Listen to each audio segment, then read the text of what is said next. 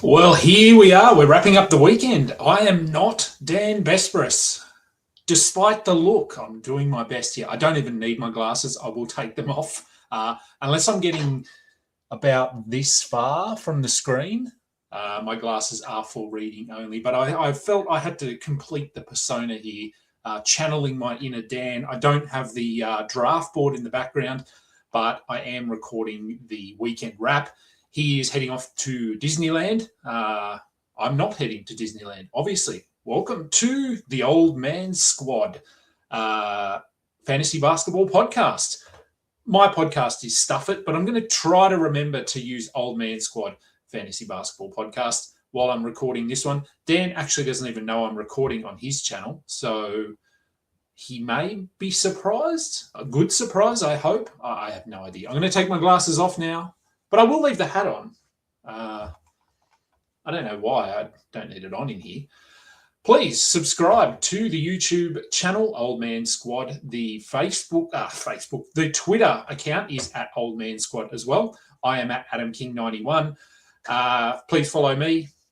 Download the audio versions of all of our shows, Dan's show, my show, Noah's show. They're all as important as each other. We are going to get into the weekend games, reverse chronological lightning round. I know that's what he used to call it. I don't know if he still does, but I'm going to call it that just for nostalgia purposes.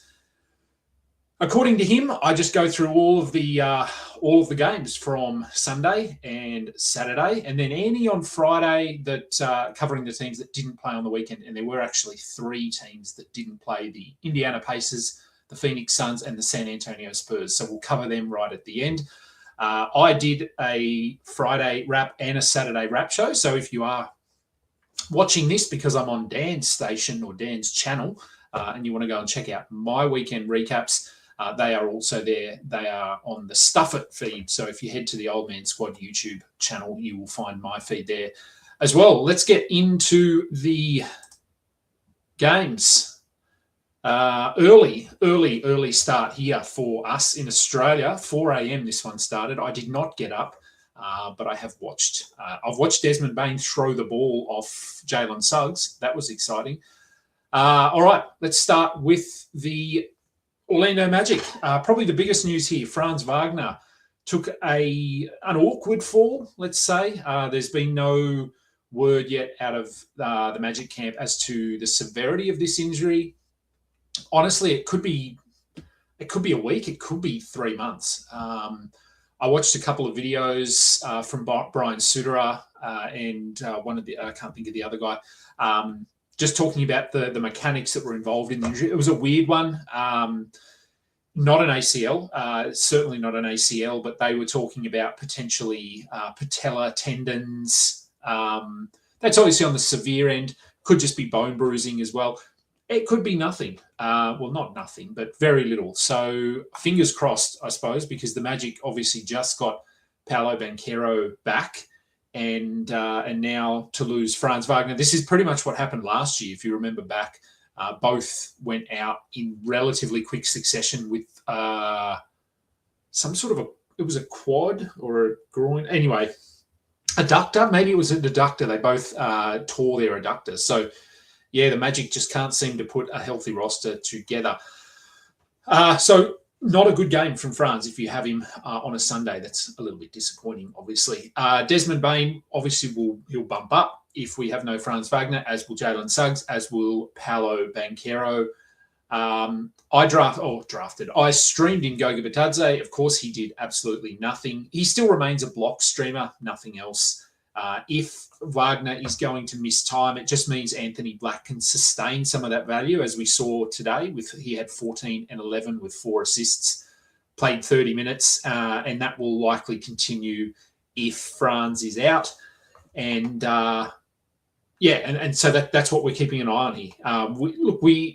Outside of him, I'm not really interested in anyone. We've had a really good blueprint of what this Magic roster looks like without one of their superstars. And honestly, during that time, it was Anthony Black. Maybe look, Tristan Silva probably gets back on the radar, but I'm not rushing to add him. He's very up and down, so look, feel free to slightly deeper leagues, sure. All right, let's move to the Knicks. OG Anunoby, his second game back, 21 points, 7 rebounds, 5 threes, 3 steals. Excellent, much better than that first game, up to 28 minutes as well. So that's a good sign that he's worked through that injury, and he was sort of trending back towards 32, 33 minutes there. Josh Hart had 17 points, 12 rebounds, 2 steals, a block. He's been really good since OG went out, really. And as OG ramps up, maybe his production drops off. But at the moment, he is clearly playing very well, a must-roster player, sell high, potentially. Karl Anthony Towns was out in this one, though, so do keep that in mind. That means there's a little bit more on the offensive end for these guys. Mitchell Robinson got the start, so he can play 25 minutes. That's probably the takeaway here. He's been limited to 15, 16 most nights. He played 25 here, 6 points, 13 rebounds, a steal, and a block. And that is that's a 12-team line. But given what we've seen with Karl Anthony Towns in the lineup, we treat Robinson just as a streamer at the moment and keep an eye on what's happening with Karl Anthony Towns. Mikal Bridges, 12 points, 7 assists. So they're scoring a little bit disappointing there with Cat on the sideline, but still good numbers across the board. And, of course, Jalen Brunson did a lot, 30 points for him, 9 assists. They're relatively healthy. Towns, I don't think he's going to miss a sustained amount of time here, so I think we're okay to avoid the streaming guys outside of Robinson if Towns does miss. And even if Towns plays, you can treat Mitchell Robinson as a streamer. That's fine. Next game of the night, the Boston Celtics, another good win, 121-113 over the Raptors. It was a weird game. They got out to a big lead. Toronto pulled it back. Boston ran away with it, and in the end, Jaylen Brown continues to be very good, as does Derek White. After that slow start, White's been really good. Pritchard, only 15 points, 6 assists.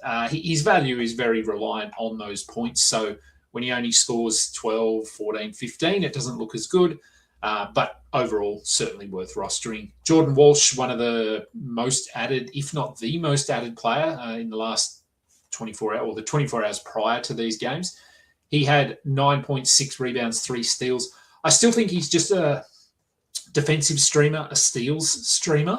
But, excuse me, as long as he's playing these minutes, he's certainly worth keeping an eye on. Nemesh Cater had 11 and 11, 4 assists, 2 blocks, 1 steal.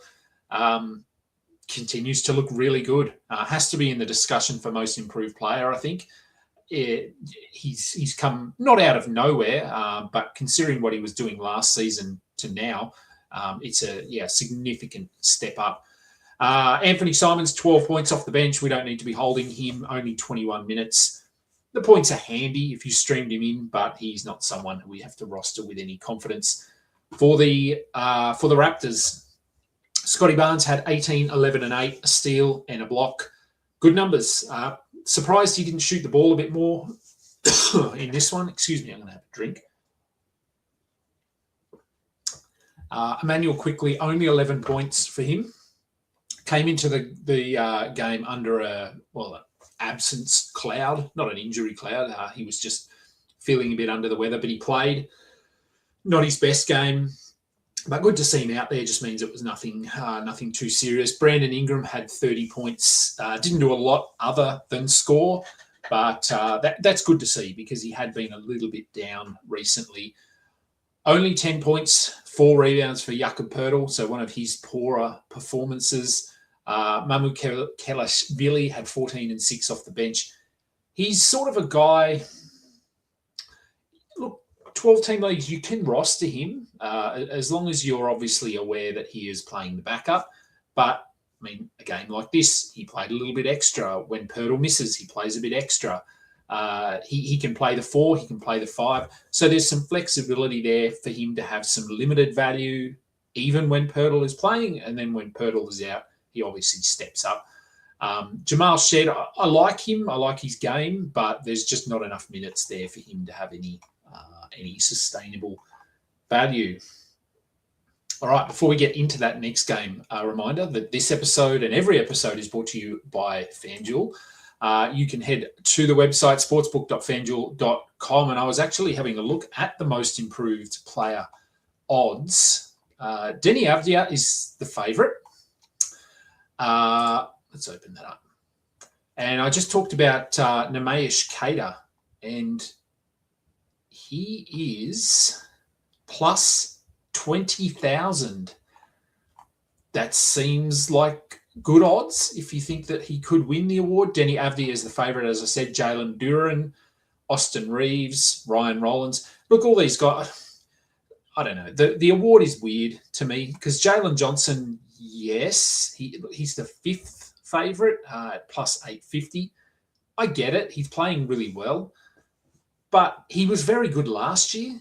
So for me, the most improved player is someone that basically goes from nothing to something. And that is not the case here for, I guess, Ryan Rollins probably fits that at plus 800. But Jalen Johnson, Austin Reeves, Jalen Duren, they've gotten better, absolutely. But every player should get better under the age of, let's say, 33. So Keontae George, maybe. I don't know. It's weird, the voting on this. Someone like Nemesh Kader, Reed Shepherd, who else? Keyshawn George. They are players I would have in this discussion. So I don't know. If you want to put some money on Nemesh Kader, do. I doubt he wins it. I certainly think he should be in the discussion. Sportsbook.fanduel.com. Okay. Portland, they fall to the Grizzlies. Portland were without Donovan Clingan, who was out with a leg injury. Robert Williams was ruled out with an illness. So, well, it wasn't good that he missed the game, but it was good that it was an illness and not an injury. So we had Duop Reith. There you go. Remember him? 12 points for him, 3 threes. I don't think Clingan or Williams are going to miss significant time here, so I wouldn't expect Reith to have any value beyond this game. Denny Avdia got... Did he foul? I don't know. I know he got frustrated at the end. He basically had a sook and sort of walked off the court too slowly, got a tech foul. I think he just got subbed out. No, they got a delay of game tech foul. That's right. He'd already received the tech foul for saying something. 17, 7 and 7, 3 steals, 1 block. So still really good numbers for him. Tamani Kamara had 13 and 6 with 3 steals. He's starting to turn things around, which is really good to see. Jeremy Grant had 21, 7, 3. Sell high on him if you want to. I don't really see this sustaining rest of season. We know the story with Jeremy Grant. I guess if they're in a position where they're pushing for the playoffs when we get to March, then and he's still on the roster, then yes, he probably has rest of season value. But the last 3 years, I think he's basically sat out from March. Shaden Sharp had 17 points.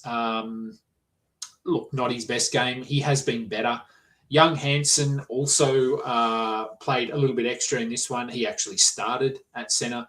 4 points, 5 rebounds. He is just a stash dynasty target. I don't really see him having any value unless Rob Williams injures himself again and Clingan gets injured and they have to go with him. But other than that, really not interested in him too much. For the Grizzlies, there was, all their point guards still out. Ja Morant, he's being upgraded, so he is closer to returning, which will mean our Cam Spencer shares and our Vince Williams shares will go down, although in saying that, Vince Williams has been pretty ordinary the last week anyway. I would hold Cam Spencer just until Ja Morant is back, and even when he's back, there'll be a little bit of a ramp-up period, but I actually wouldn't be surprised if they keep Cam Spencer as the backup and Vince Williams almost moves out of the rotation. Just keep an eye on that. But I think Cam Spencer has proven himself enough to stick in the rotation over Williams. Spencer had 12 points, 6 assists, 4 steals, putting up good value. We got a random KCP game. I'm not buying into his 16 points, 5 assists, 2 steals. No thanks. Santi Aldama, keep rostering him. He's just that guy that holds value. There's someone's injured and he finds a way, doesn't he? Jalen Wells, 16 points, 3 assists, 2 steals. He's been better. I don't mind him as an ad just to see what happens. Jock Landale had a really good game, 15 and 8, 2 steals. That was because Zach Edey fouled out in 22 minutes. Still had 12 and 10, no blocks. Obviously could have been a lot better against this Portland front court, but 12 and 10, you take it. It's a double-double. And that is why Landale played a little bit more here, so don't read too much into that. Cedric Coward went back to being bad. 11 points, 6 rebounds, but the shooting is terrible. 42 from the field, 33 from the free throw line. It hasn't been good, has he? And Jaren Jackson, I mean, he's, as you can see here, ranked this, it sorts for the daily rank, Jaren Jackson 31. That was simply due to the fact that he had 3 steals and 2 blocks, and that is good. The defensive stats are sort of where his value used to be built. But 6 points on 30% shooting, his offense is just terrible at the moment. I've always been curious because his shot is terrible. He has a really bad really bad shooting mechanics. It works, obviously, for him, but it hasn't thus far this season. So still a buy low if you're interested in him. All right, Denver, they get the win over Charlotte. This one was close, despite Charlotte being without LaMelo Ball, who's out with bone bruise, I believe, is the official designation or injury designation. Hopefully not too bad. They do also only play, I think, once this week coming up. So, hopefully you might miss 2 games of LaMelo and then he's back. But let's start with Denver. Nikola Jokic, don't need to talk about him, or Jamal Murray, who's been very good. Tim Hardaway, you string him for 3s. He had 2 of them here. Not a good game from Peyton Watson, 10 and 8. He had a block, but the shooting was just way off in this one. Denver, the fact this was even at halftime, pretty close, that just tells you really how bad the Nuggets were playing. And they really got over the line because of Jokic and Murray. They have the 2 best players on the court, and it showed through in the end. Bruce Brown, look at that. He did his best Tony Snell impression. 0 points, 0 threes, 0 rebounds, 0 assists, 0 steals, 0 blocks in 20 minutes. Very, very good. Tony Snell would be jealous of that. We are holding Peyton Watson, by the way, so don't overreact to this performance. For the Hornets, Miles Bridges slowly getting back on track after a bit of a down period, 24, 9, and 8 for him. A lot of injuries, you can see there. They were without Moussa Diabate, Colin Sexton, LaMelo Ball.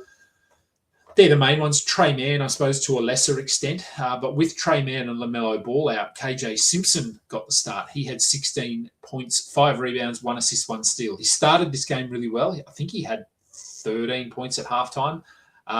If you streamed him in, fine. Keep an eye on that injury report ahead of the next game. If LaMelo and Trey Mann are out, KJ Simpson is the guy you want to look at. After that huge game in the last one, Tijan Saloon, he had 5 points in 16 minutes. That is why we didn't get too excited about him. Ryan Kalkbrenner, a little bit of foul trouble, only 25 minutes, 6 and 6 with a block. He's sort of settling now to be a top 100 kind of player, or even maybe sliding into streaming territory or specialist territory if you need blocks and rebounds. No, Moussa Diabate would help him, but I don't think this is a long-term thing for Diabate, so expect him back. We got 22 minutes of Mason Plumlee, so that tells you a lot about their rotation and a lot about how bad Denver was in this one. Liam McNeely had 13 points with 4 threes in his 20 minutes. I liked him in Summer League. I think he's interesting if the Hornets do end up throwing in the towel, which is very, very likely. I think he could have some value late in the season, so just pop him on a watch list if you can do that. Con Knipple had 14 points, 3 assists. You would want a little bit more from him here, but he's still been really good. Okay, the Warriors and the Bulls. The bad loss for the Bulls. They look so bad. Losing to this Warriors team. Jimmy Butler was back. That helped them, but they're still without Steph, without Draymond, without Kuminga. No Horford, not that really matters. Pajemski had 21, 8 and 7. Much better the night before. He was terrible. They beat, who did they beat? We'll get to that game. They beat the Cavs, I think it was, the night before. And most of them, despite the win, there were no real standout performances. In this one, Pajemski played very well. Quinton Post, it seems to be, and this is something, I guess, to tuck in the back of your mind, whoever's playing Chicago, maybe get on the center, because Quinton Post had 19 and 4, 5 threes. Vucevic doesn't like defense, and he's getting worse if that's possible. Jimmy Butler had 19, 8 and 6. Good to see him out there. Pat Spencer, 12, 5 and 6. Steph could be back in the next game. That's what they're saying. So our Pat Spencer, our Brandon Pajemski, our Moses Moody, our Buddy Hield, they all just vanish. Buddy Hield had 9 and 7 in this one. Moody had 11. He's really stunk it up. He had a good opportunity here without Steph, without Draymond. Jimmy Butler's missed time, and he just hasn't done anything. So I think we can safely move on from him.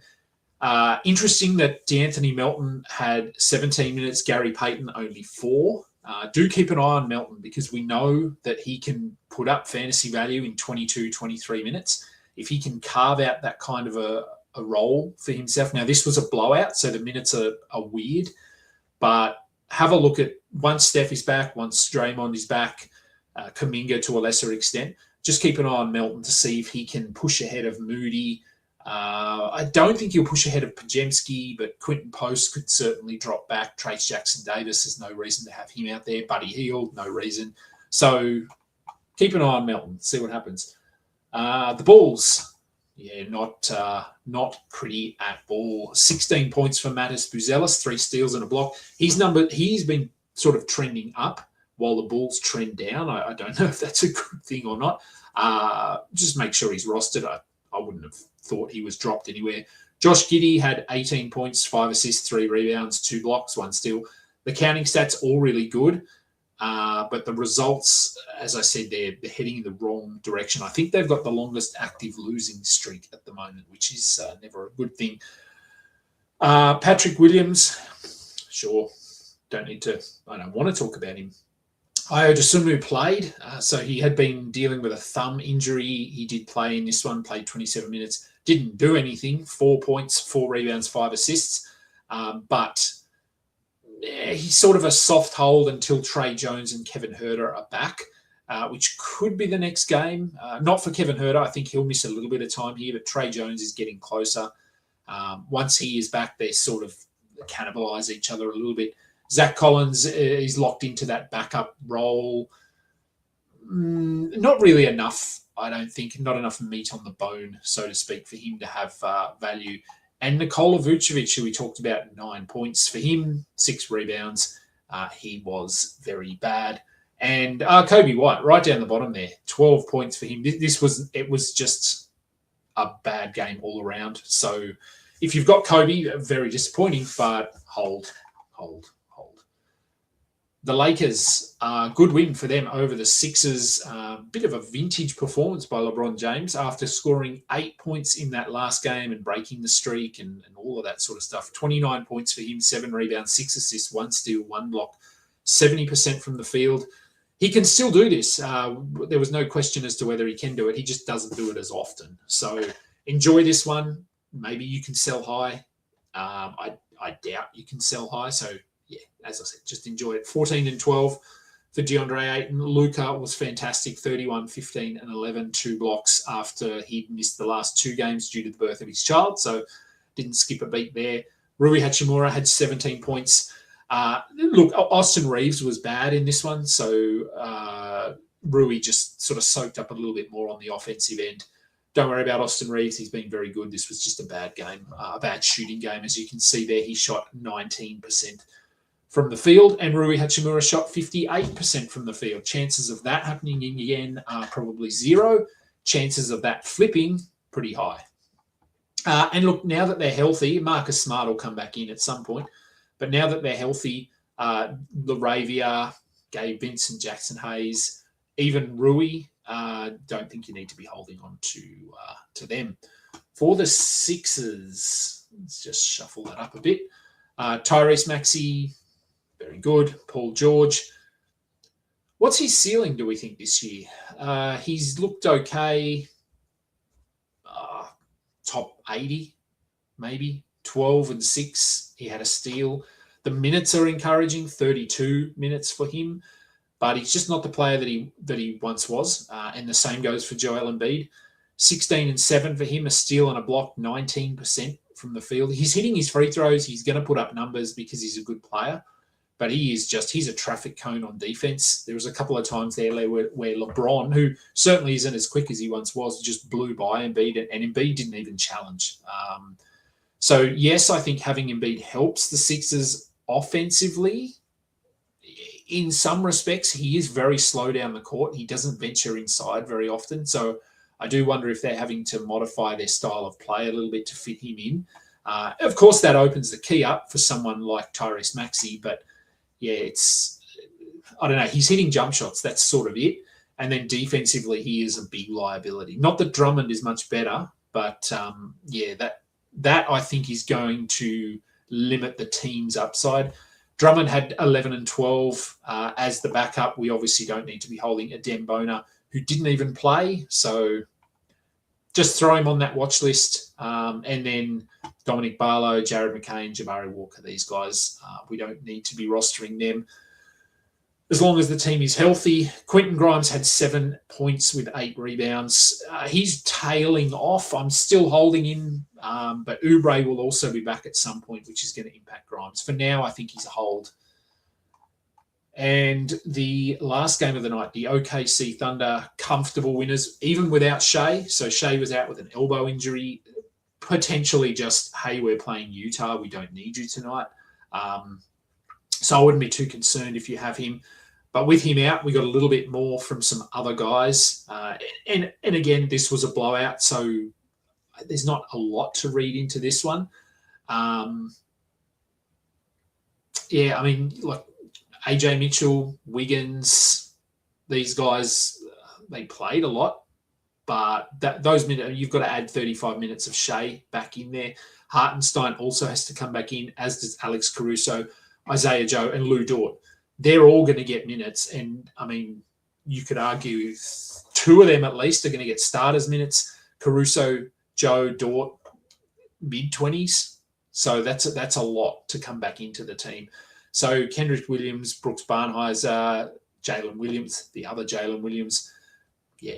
So we're not really looking at this box score and going, hey, look at this. Casey Wallace had 5 steals, and I will say that in one of my matchups, I was seven steals behind heading into this game, and I thought I was done. And I had Casey Wallace on my team, and I had Kyle Filipowski on my team. And guess how many steals they got between them? 5, as you can see, for Casey Wallace there, and 3 for Kyle Filipowski. So I got 8 steals from those 2 players, and I won steals by 1. So there you go. You always have to wait till the end, don't you?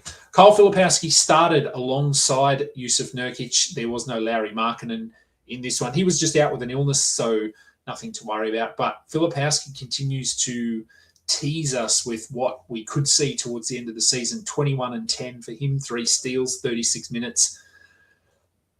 I mean, I was holding him in a lot of spots anyway, so I can't say you shouldn't be holding him because I am. But just have a look. He's starting to find a way to play. Taylor Hendricks, 20 points. I mean, where has this been all season?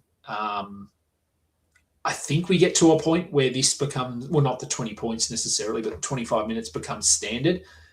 We're not there yet. This was one performance. There was no Lauri Markkanen, and it was a blowout. So don't read too much into this one. Exactly the same story with Walter Clayton. 20 points for him, 9 assists in 29 minutes.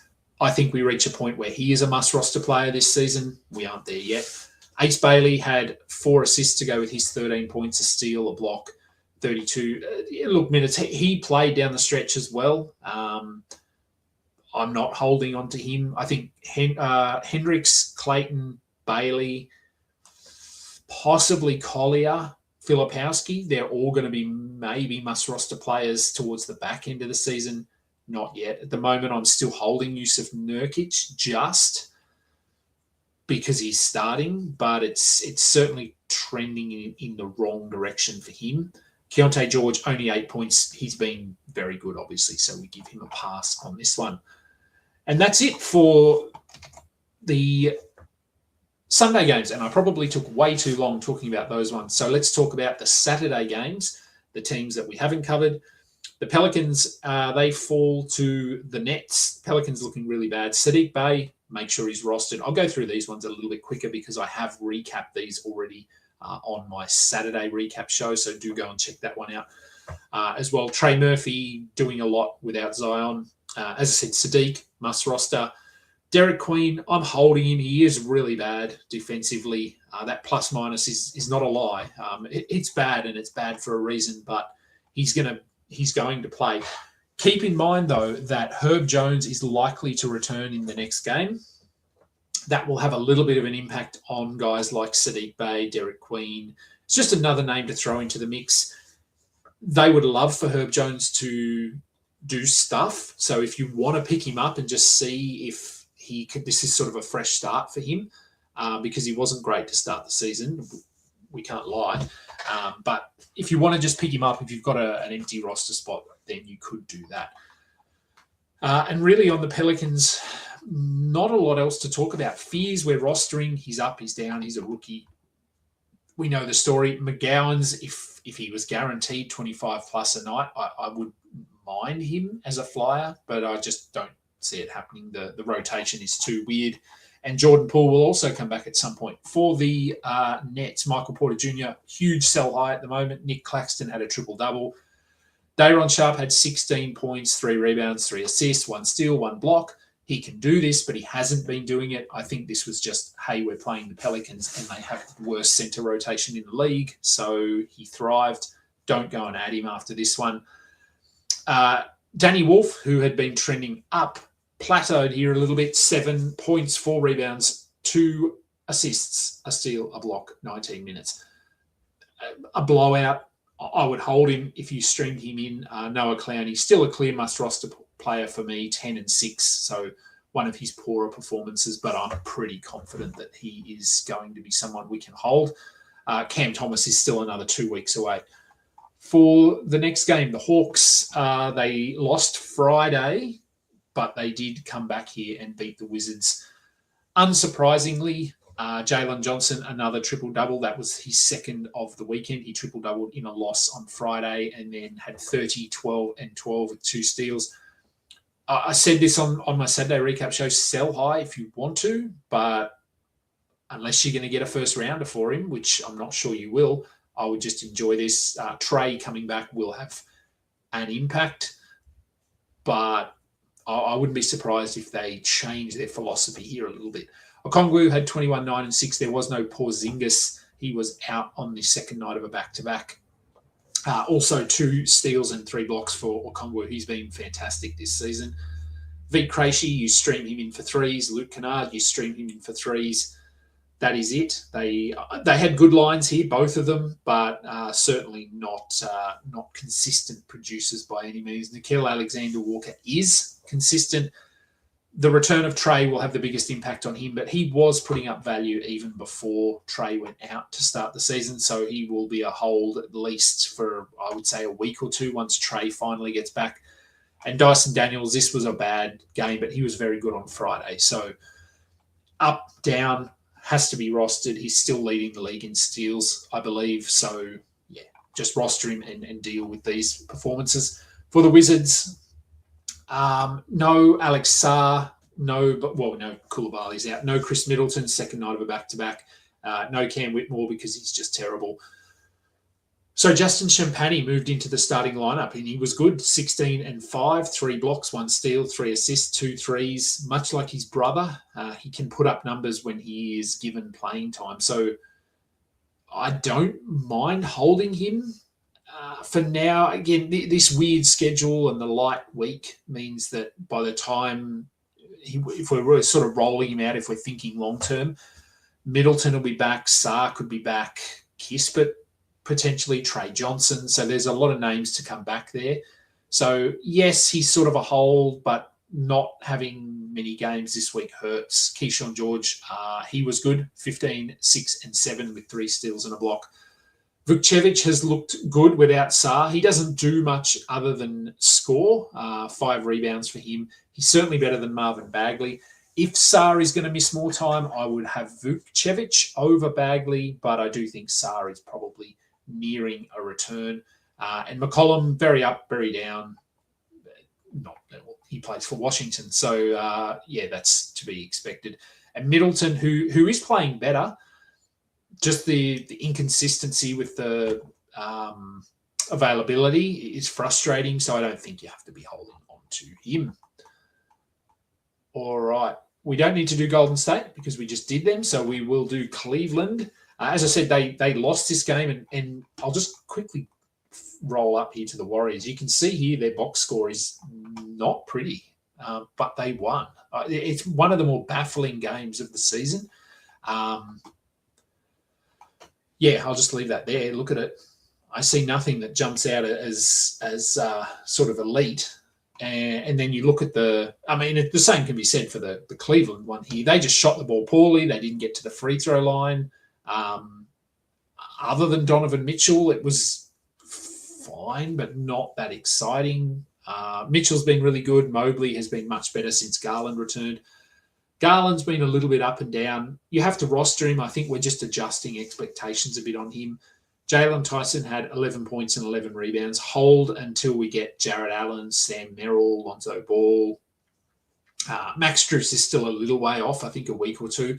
But, we're going to start to get some of these players back, and I think Jalen Tyson will move towards being a drop. And DeAndre Hunter could also move towards being a drop. If he's not there already, 6 points for him, 3 rebounds, 3 assists. He's been pretty bad. He was good to start the season.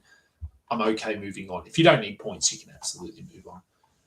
All right, the Bucks and the Pistons. The Bucks fall 124-112 for Milwaukee. No Giannis. AJ Green was also ruled out with a shoulder injury in this one. So we got a lot of Kevin Porter, 32 points, 6 assists, 4 steals, 1 block, 4 rebounds. He's been fantastic since coming back. Sell high, maybe. Giannis, we think, will be back. We don't know for sure, but once he's back, everyone loses out. So if you want to move Porter, then you could consider it. Jericho Sims is starting. God knows why. Kyle Kuzma, I think we're rostering him. He's pretty meh, but he's playing minutes. We know that he can pop off from time to time.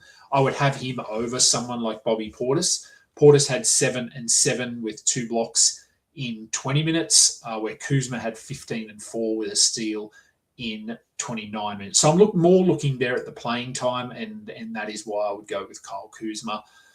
Gary Trent also started in this one. He had 11 points. I'm not looking at him at all. Ryan Rollins, foul trouble, limited him to 23 minutes, 10, 6, and 6.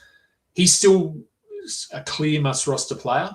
With Kevin Porter back, he's taken a bit of a hit, but then no Giannis helps. So he'll still be good, not quite as good as he was to start the season. And I still think he can maintain value rest of season. For the Pistons, Cade, move that up a bit. Cade, very good, has been very good. Jalen Duren, 16 and 16 for him. The free throws seem to be coming back, which is good. Isaiah Stewart had a block with 19 points. He was just really hot from the field in this one. Only got 2 rebounds and 1 block. He's more of a block specialist. That's about it. Asar Thompson had 13, 6, and 8 with a steal. Those numbers are fine. The 27 minutes is, I'm not going to say awesome, but fine as well. I'm saying fine a lot, but that was fine. Jaden Ivey, I don't think you need to be stashing him 10 and 5 in 16 minutes. He needs to really get to about 25 minutes to have value. We might get there, but they may also just limit him to 20, 22 a night off the bench. I'm not sure what the long-term plans are here. There's no rush, so I don't think you have to be holding him. Ron Holland, who'd been playing very well, he had 4 points. So that's why we didn't want to hold him. Tobias Harris didn't play. He'll be back. Is he a hold? He's probably a hold. He's not an exciting hold, though. The Clippers, speaking of not exciting, James Harden, Kawhi Leonard. Kawhi actually wasn't great in this one. He had 20 points, but he did nothing else. But he's been good. James Harden has been phenomenal. Chris Dunn, 3 steals. That's the only reason you would be holding him. John Collins, the only reason you're holding him is because he's starting, because he's certainly not doing a lot in those minutes. 12 points for him, 2 rebounds. 2 rebounds? What the hell?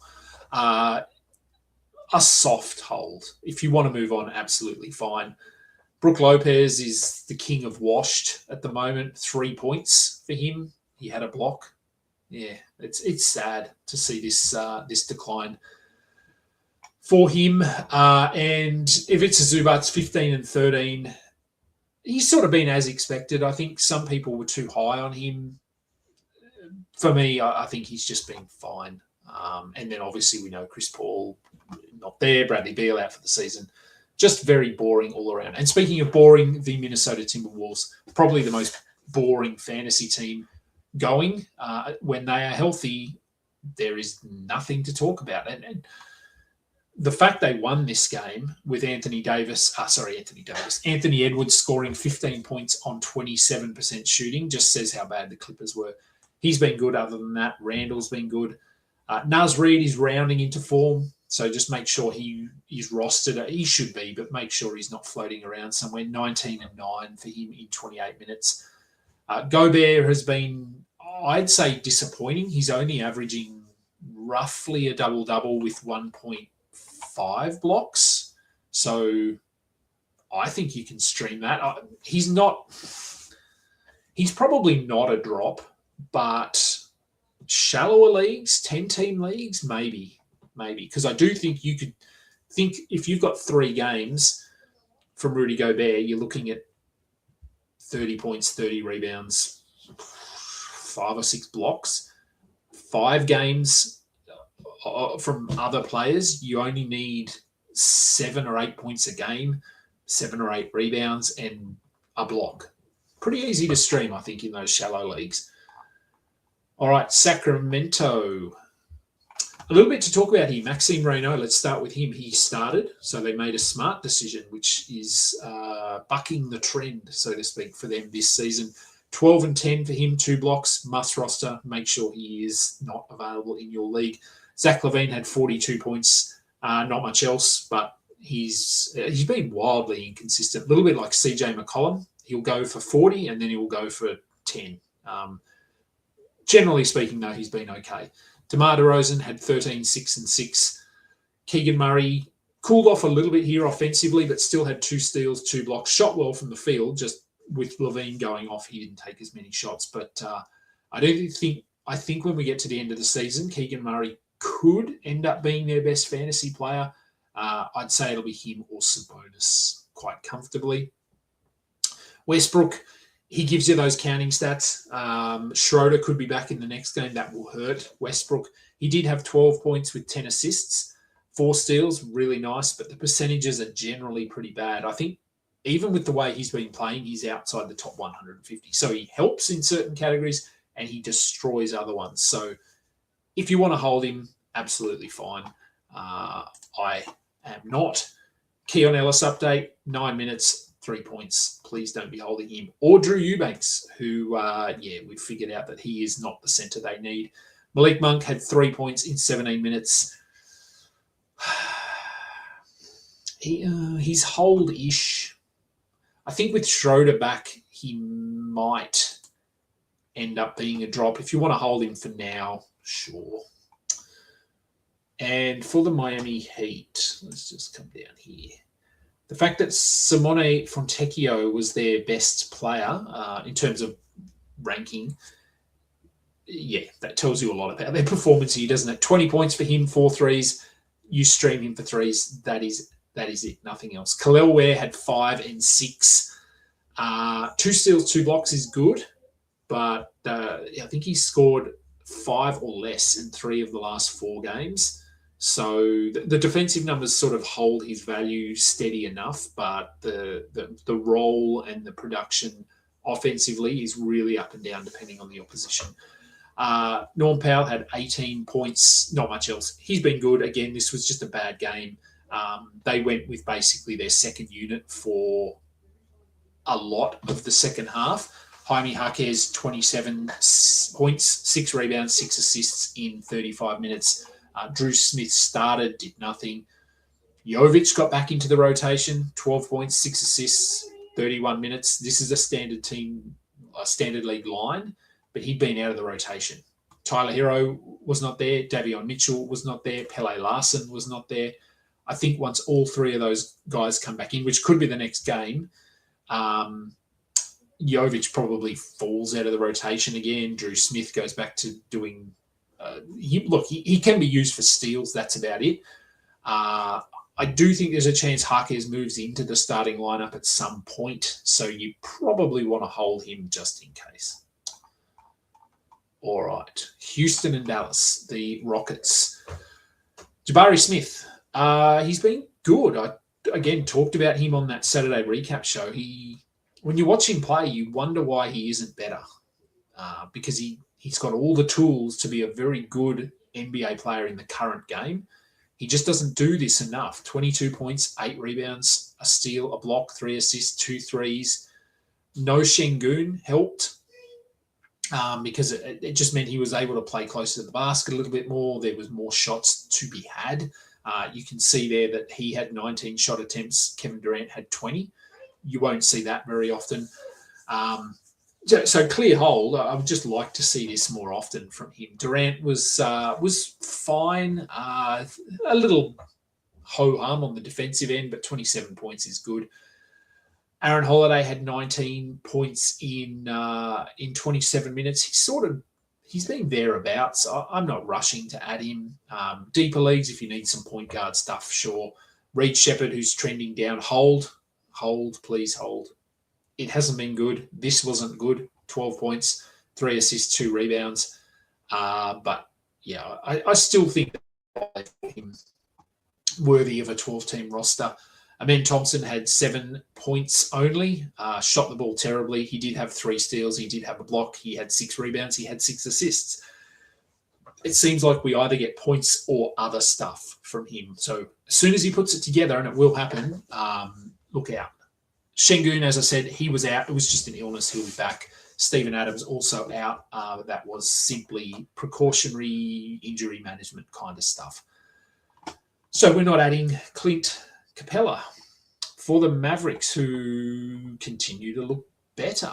Anthony Davis, he had a dud Friday I probably won't look at that game, but he had 2 points, I think. 29 for him here, 8 rebounds, 2 steals, 1 block.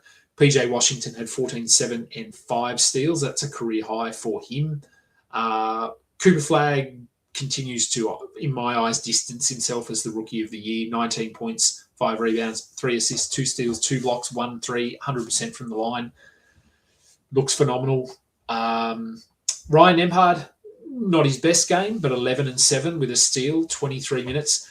And Brandon Williams was good in this one as well. 20 points for him, 5 assists, 2 steals. And they basically split minutes at the point guard spot here. So I think both can have value. Nembhard would be my preference. The fact that Brandon Williams, this is sort of as good as we're going to get from him, and he still only played 23 minutes, that's a little bit concerning.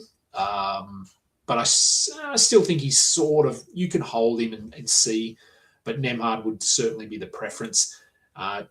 D'Angelo Russell remains in the rotation just. Max Christie, 3 points. 6 points, but 3 point streamer, nothing else. They actually started Najee Marshall in this one. So are we adding Najee Marshall? I think you can. He's been good. 15 points, 2 assists, a steal, a 3.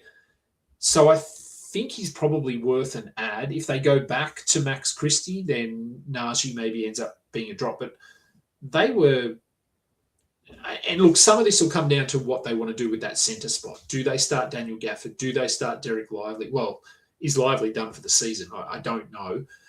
Gafford will be back at some point, although I don't know. He seems to always be injuring his ankles. So do they just stick with Anthony Davis as their starting centre? Maybe. And if that is the case, then I don't know, maybe Najee Marshall does continue to start. So there's some question marks there, but for now, I'd be okay picking him up. All right, we'll go to the Friday games very quickly, and then we will be done. Only 3 teams, as I said, the San Antonio Spurs. Now, Stephon Castle is questionable for tomorrow's game, so Monday's game. Wemby is getting closer, but won't be back tomorrow. So just keep that in mind when we're looking at the value here of certain players. Devin Vassell, he is a huge sell high at the moment. He's been very, very good for them. 28 points, 7 threes, 3 assists, a block. Yeah, if you can move him for a top 50 player, I absolutely would. De'Aaron Fox had 25 and 9. I don't think you can really sell high on him, so you just enjoy it. They were without Luke Cornett in this one. I think he'll be back for the next game. Bismack Biyombo started, sure.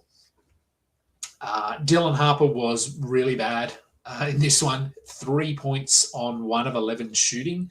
He had 6 assists. He had been better than this, but obviously the return of Stephon Castle is going to hurt him.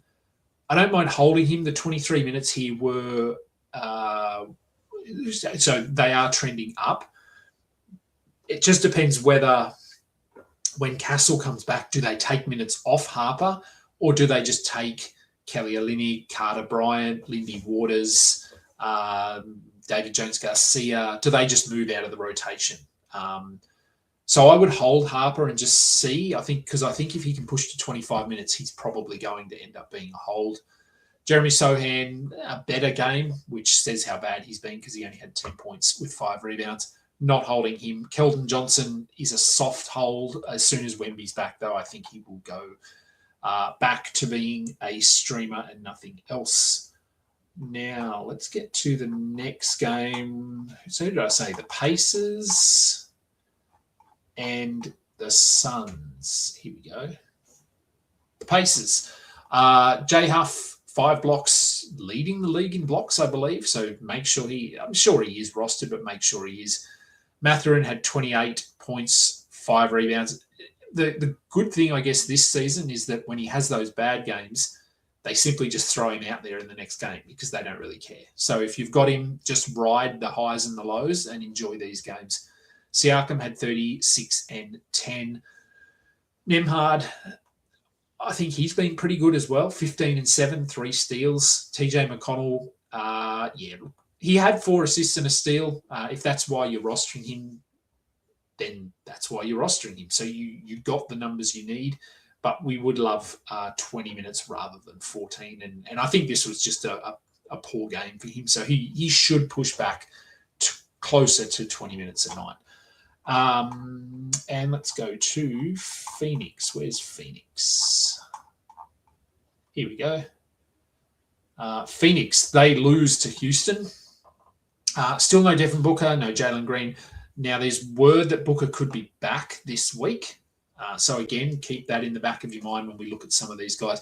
But this being a blowout, there's not a whole lot to take away because we got high minutes for bad players and low minutes for good players. Ryan Dunn, 3 steals. So he is turning into a good steals streamer, nothing else. Colin Gillespie had 13 and 3. He is a pretty clear hold. I think even once Booker comes back, he will be a hold. It'll be Jordan Goodwin who falls off that radar or probably stays on the radar, but won't be a must roster player. 9 points for him in this one. Royce O'Neal, is he a hold? I'm not sure. We've seen this from him before when he was in Brooklyn. I remember we got like a month of top 70 value. We thought, okay, well, he's giving us numbers across the board. He's playing a pretty secure role. And then he sort of just slowly vanishes. So maybe we're seeing that again. If you want to hold him for another week, given that we're on such a light schedule, then you certainly could. But it's not trending in the right direction. Dylan Brooks, huge sell high at the moment, 23 points. in saying that, who's buying him? So you probably just hold him. I mean, if you can move him for a top 70 player, I probably would. But yeah, I just don't think anyone's going to give that to you. And Grayson Allen, bad game for him, 9 points, but he is a must roster player. All right, we are done. I think that is all the games. I left my hat on for the whole. I'm going to put my glasses on to close this one off. Let's do that. I don't wear them very often. They look wonky, don't they? Are they wonky? Probably my head that's wonky, to be honest. No, that doesn't work. Let's do it this way. I don't know. Anyway, there you go. Thank you, everyone. Remember to go and subscribe to the Old Man Squad YouTube channel. Follow me at AdamKing91. Follow Dan at Dan Vesperis. Go and download all of our audio content as well. Thank you to FanDuel, part of the Believe Network. Dan's show is part of the Believe Network, as is Noah's, as is mine now. So excited to be on there with a host of other good fantasy basketball characters. There's a lot of shows on that Believe Network. I'm going to let everyone go, and I am going to go. It is quite late here for me. Thank you, everyone. I'm Adam King. This has been the Old Man Squad Fantasy Basketball Podcast. We are done.